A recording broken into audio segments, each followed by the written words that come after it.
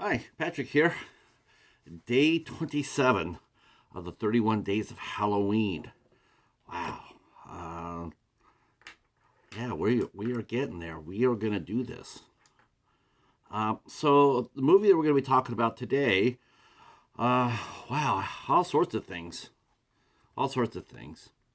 So, the movie we're going to be talking about today is from 2018 and is Rootwood.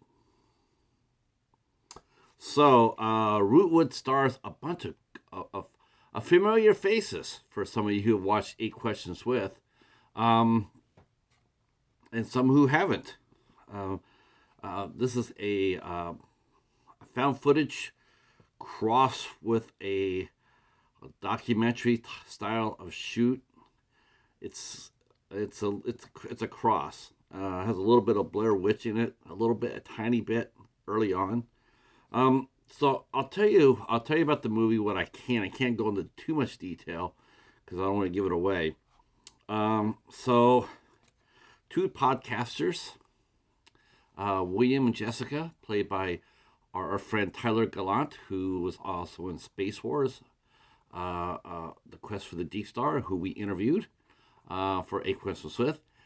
He plays a podcaster along with his partner, our dear friend Elissa Dowling. Jessica plays Jessica. Elissa Dowling, uh, who I'm hoping I will get on Eight Questions with in 2024. I am still working on that. Yes, I would definitely gonna. It's definitely a grail guest for me.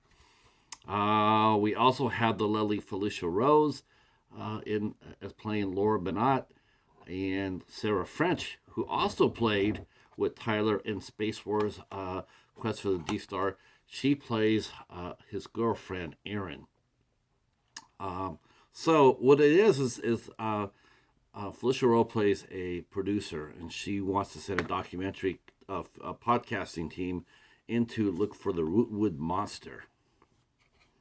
Is that what it's called? The Rootwood monster, the creature from the. Let's see. I'm trying to think of the wooden devil. The wooden devil. Yeah, maybe I should probably make a little notes on this. But they're looking for the wooden devil.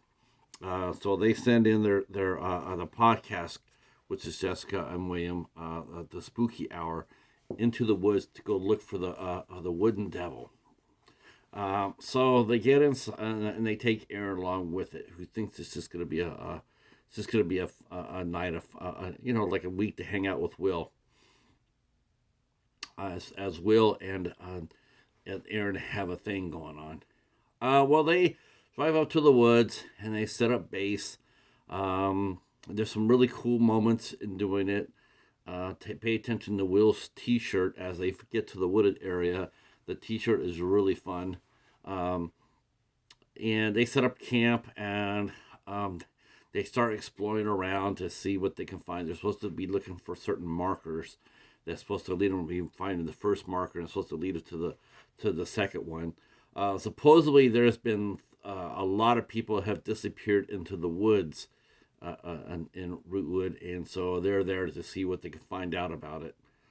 So they go exploring around, and they actually don't find anything, but then they come across this huge abandoned water tank, and they look around the water tank, and it looks arbitrarily just graffiti. It's just graffiti. And they walk around, and Will mentions that Laura had given them a list of names on people who've disappeared. So they go ahead and they're going to match up some of the names because he says some of these names seem very familiar, and so they look on the names, and this is probably my singularly fun moment of the film. The names that they're looking for, the names that are missing, are the actors' real names. So that was pretty entertaining. That was pretty inspired. I have to admit that. Including a young couple that disappeared. They put their hand on it. It says, looks like blood. Is it blood? Is it blood? And they put their hand on it, and it's blood, right? Probably should have been the first clue that, yeah, you probably shouldn't be here. But they go ahead and they stay. They start hearing things that go bump in the night, and Will comes in comes in. He's not he's supposed to be sleeping outside. The girl's supposed to get the trailer in they get to sleep inside the trailer. All sorts of spookiness happens. Erin gets totally freaked out and she panics and she runs. She runs. She runs. I don't know where she's running to, but she grabs her bag and she ran out into the woods at night. Uh, and so she doesn't know where she's going or anything. She's just scared, and then she realizes that she's lost and that Will didn't come out and try to get her. And then we find out that later on that Erin has met her demise. So Jessica and Will are still there. They start hearing creepy things, including you see the old familiar trope of antlers. Oh, God, I wish people would stop doing that. You know what? The first time it worked. After that, it doesn't. It looks goofy, and it sort of takes away from the. No one believes so. A guy's gonna walk around wearing deer head antlers. It's goofy. Stop it. Anyway, well, sir, there's some deer heads and some other things going on. Go bump in the night, including one. So you see the deer head, and then you see the lights, and then we know that there's no supernatural. It's a human. We don't know why they're doing what they're doing, but they're out to terrify the Spooky Hour podcast team.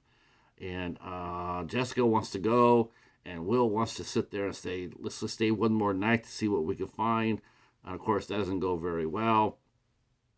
And so Jessica runs out in the woods, and, well, that's all I can really say about it. Okay, so let me just talk about this film for the most part. Okay, this is another film that really would have worked well as a horror comedy.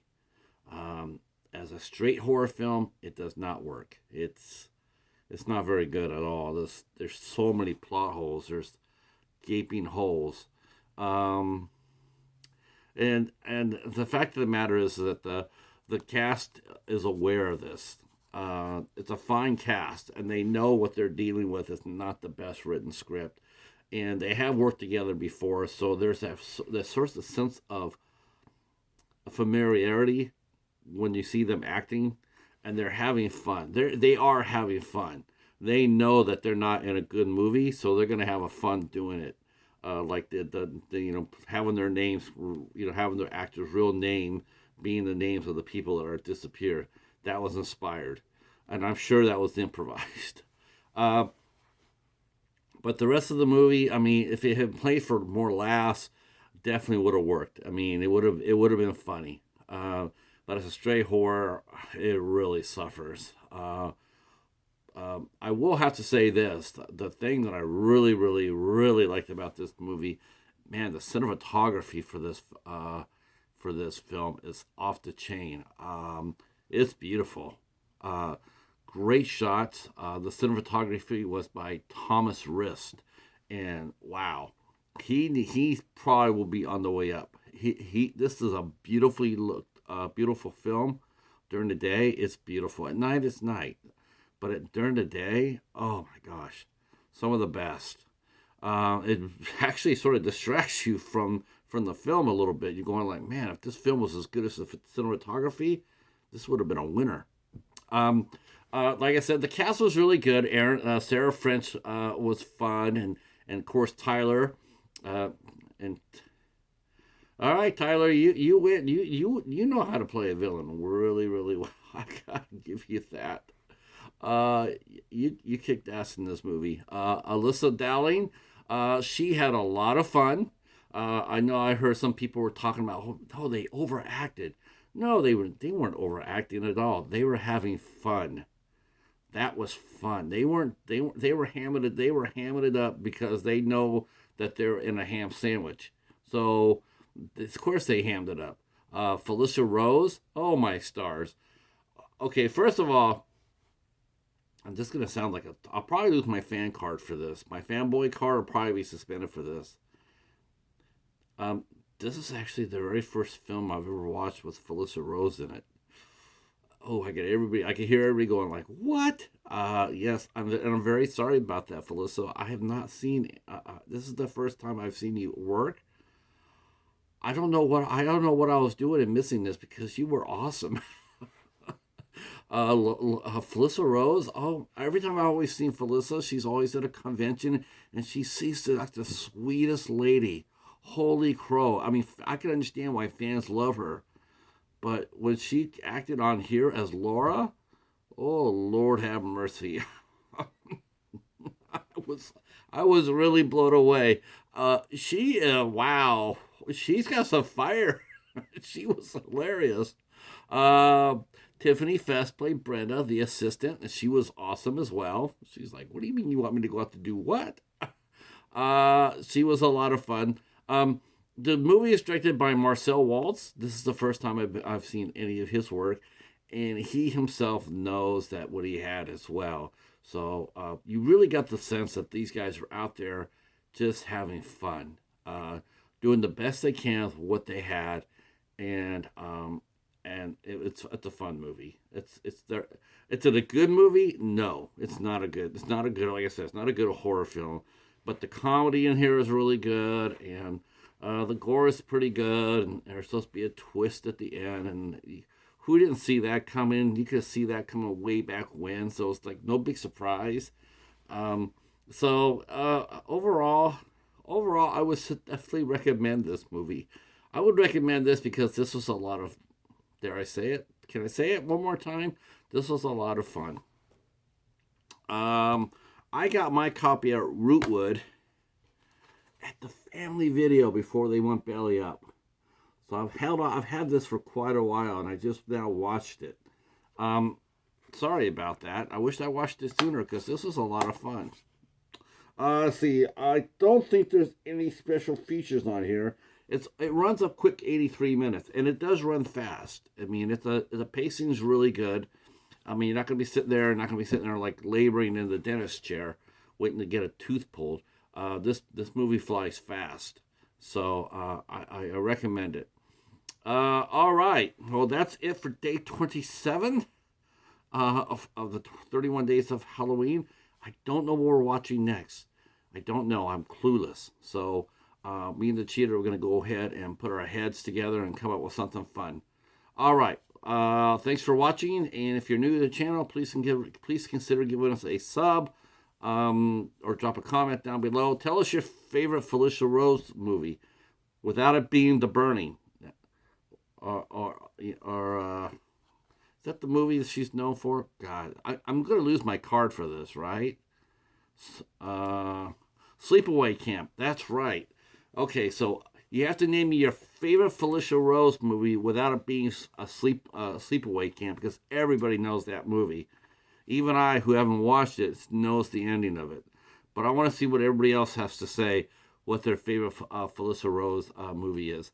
And you should come up with something because she's done 179 movies. So if you guys can't come up with anything else other than Sleepaway Camp, I'm not losing my fanboy card. All right, that's it. Thanks so much. We'll talk at you soon. Peace.